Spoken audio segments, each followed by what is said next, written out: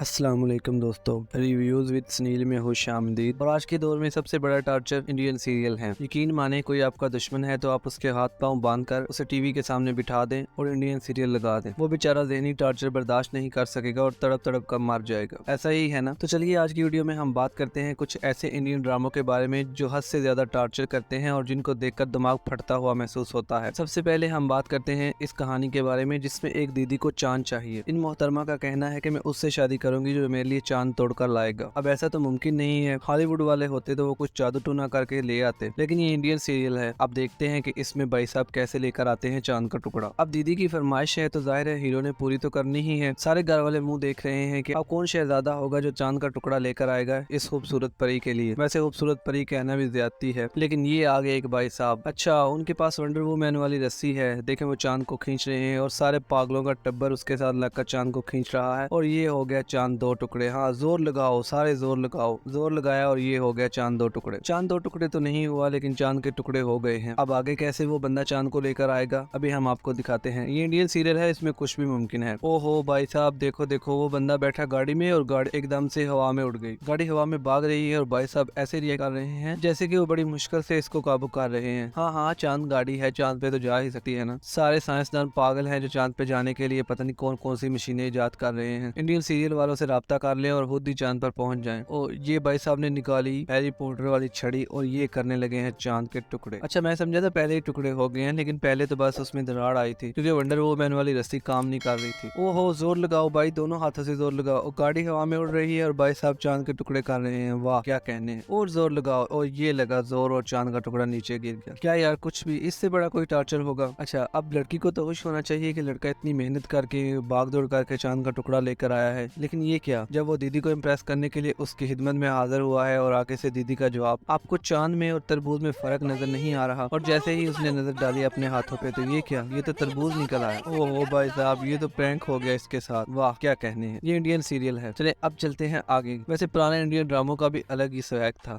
जब उनके पास कोई टॉपिक नहीं होता था या कहानी को ड्रैग करना होता था तो वो एक ही सीन को बार बार रिपीट करते थे और साथ धूम ताना धूम ताना। लेकिन इस सीन में तो आपको फ्लैश बैक ही नजर आते होंगे, शू शू शू शू शू शू। हाँ, ये सीरियल काफी लोगों को बड़ा अच्छा लगता था और इसका नाम भी बड़े अच्छे लगते हैं। शायद यही था, आवाम को सही पागल बनाया हुआ था इन लोगों ने। लेकिन देखें, जब आपके पास कोई चीज ना हो तो आप एक ही चीज को रिपीट करके आवाम को उल्लू बना सकते हैं। वैसे इंडिया वालों के पास टॉपिक की कमी नहीं है, बस उनके VFX कमजोर हैं। ऐसा मैं नहीं कह रहा, वो खुद कह रहे हैं। चलिए अब बात करते हैं मशहूर सीरियल नागन के बारे में। वैसे बेचारी नागन का भी कोई भरोसा नहीं है। जितनी भी नागने थी सबका एक ही मकसद था, इंतकाम लेना। लेकिन जिससे इंतकाम लेना है उसी से शादी कर लेनी है और बाद में उसकी मोहब्बत के हाथों मजबूर होकर उसे माफ कर देना है। बेचारी 1 2 3 4 5 6 7 नागने होने वाली हैं और अभी तक अपना इंतकाम पूरा नहीं कर सकी और हर बार यही दोहराती है, मैं नागन हूँ, मैं नागन हूँ, और कुछ करती भी नहीं है। वैसे आपको कौन सी नागन सबसे ज्यादा पसंद थी? अपनी राय से लाजमी आगाह कीजिएगा। और नागन इतनी शक्तिशाली है कि उसने गुंडों को मारने के लिए एक नहीं 10-10 नागनों को बुला लिया है कि भाई आओ मेरी मदद करो, मुझसे 4 बंदे नहीं मारे जा रहे। पुराने जमाने की फिल्मों में तो नागन छुपती फिरती थी कि कहीं किसी को पता न चल जाए कि मैं नागन हूँ और मेरे ऊपर वार न हो जाए। लेकिन आज के दौर में एकता कपूर की नागन तो काफी तेज है, वो हर एक को बताती फिरती है, मैं नागन हूँ, मैं नागन हूँ। और इंडियन सीरियल में तो कुछ भी कर लेते हैं, ना कोई डॉक्टरी की जरूरत होती है और ना ही किसी डिग्री की। अब यही देख ले, इन भाई साहब की टांग में गोली लगी है और दीदी के पास सबसे बड़े डॉक्टर की डिग्री है और वो खुद ही इसकी गोली निकालने वाली है। चले देखते हैं, हो सकता है वो डॉक्टर हो। अच्छा, पहले सामान तो पूरा ले आओ बहन। वो घर में इस्तेमाल होने वाली छोटी सी कैंची से ही निकालने लग गई है गोली। वाह, इससे कहते हैं रॉकेट साइंस। वैसे पाकिस्तानी ड्रामों वालों को इंडिया वालों से कुछ सीखना चाहिए। लॉजिक और फिजिक्स केमिस्ट्री किसी की कोई जरूरत नहीं है, बस जो दिल चाहे लिखते जाओ दिखाते जाओ। बेवकूफ हवा में इनको कौन सा पता चलना है। अब देखें, वो कांपते हाथों से उसकी गोली निकाल रही है। दीदी कहीं आगे न कर देना भाई, हाथ दे, कैंची से गोली निकलेगी या आगे चली जाएगी। निकाल लो निकाल लो निकाल लो। ओहो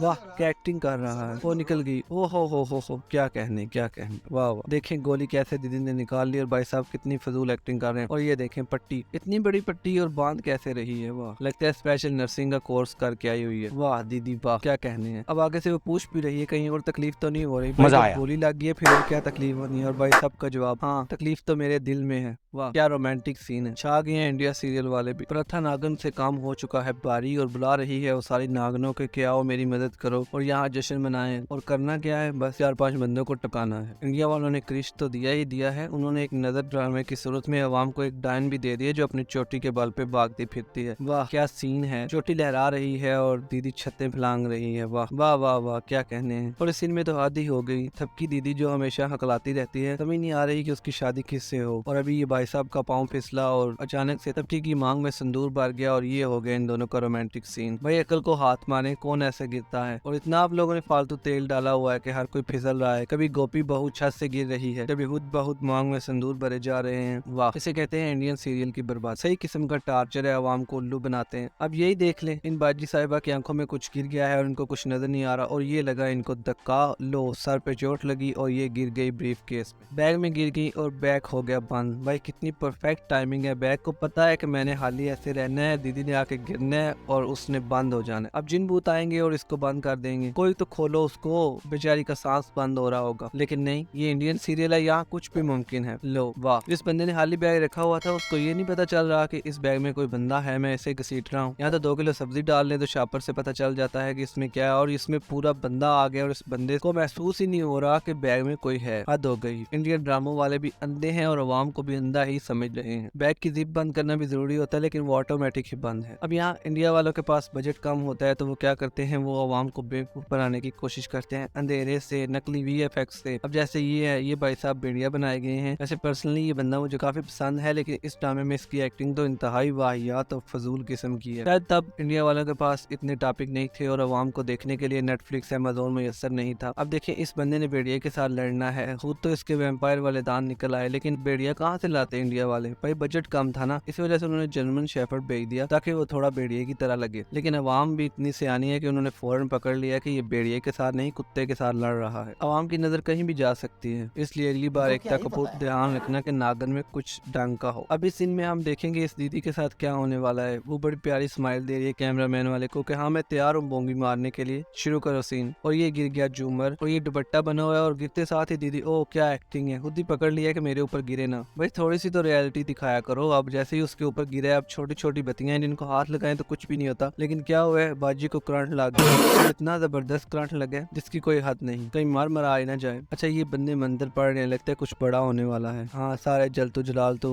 अकड़ बकड़ बम्बे वो पढ़ रहे हैं। ये क्या निकल रहा है, ये बड़े बड़े पिलर निकल रहे हैं, लगता है कुछ बड़ा होने वाला है। अच्छा जो काम इंजीनियर वगैरह नहीं कर रहे वो इनकी जुबानें कर रही हैं, लगता है पढ़ रहे हैं आदम बो ओ हो ओ वाह वाह क्या बात है। फिर हम लोग वैसे ही इतने सीमेंट बिजली लगाते हैं, हमें भी ये मंत्र सीख लेना चाहिए ताकि हमारे घर भी फौरन बन जाए। हम लोग हाँ लाखों रुपए लगा के मकान बनाते हैं। हाँ बस इंडिया वालों बेवकूफ बनाई जाओ, अवाम को उल्लू बनते रहेंगे। जब तक ऐसे सीरियल बनते रहेंगे अवाम भी उल्लू बनती रहेगी। और इस ड्रामे ने तो हद कर दिया, लगता है मिलियन में इसके फॉलोअर होंगे। इसका नाम नागमणि है और इसका सबसे फनी सीन जो है वो पतंग वाला है। यकीनन सबने देखा होगा, अगर किसी ने नहीं देखा तो वो भी फैदियाब हो जाए। विलन और हीरो हीरोइन पतंग उड़ा रहे हैं तो विलन ने क्या किया, उसने हीरो की पतंग को काट दिया। अब हीरो को साथ धक्का दे दिया, इतनी बड़ी दीवार है लेकिन हीरो ने गिरना ही गिरना है। अब देखिए स्टंट कैसा उसने बनाया है, वो गिरने लग गया है तो अभी वो नीचे पहुंचा ही नहीं है तो हीरोइन ने भी छलांग लगा दी। बेवकूफी की हद है, दुपट्टा फेंको या उसे नीचे जाने तो मार थोड़ी जाएगा। पतंग उड़ते साथ ही हीरोइन ने जब छलांग लगाई और ये देखो मुंह खोल के देख रहे हो ये क्या हो गया, और ये हीरोइन ने भी छलांग मारी क्रिश वाली और नीचे से ऊपर।